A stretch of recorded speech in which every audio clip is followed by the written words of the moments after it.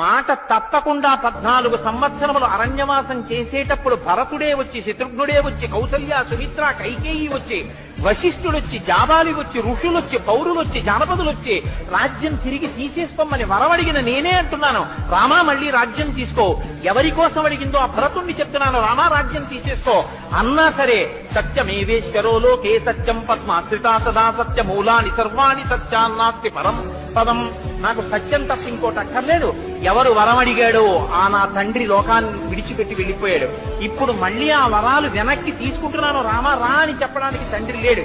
ఆ తండ్రి ఇచ్చిన మాట నిలబడాలి అంటే, తండ్రి పైలోకాల్లో సంతోషించాలంటే నేను 14 ఏళ్లు అరణ్యవాసం చేయడం వినా నాకు మార్గం లేదు అని మాటకి కట్టుబడి 14 ఏళ్లు అరణ్యవాసం చేసి తృణం కింద రాజ్యాన్ని విడిచిపెట్టినటువంటి మహాపురుషుడిగా రామా నీ కీర్తి 10 కాలములు శోభింది. రామాయణం లోకంలో యుగాలతో సంబంధం లేకుండా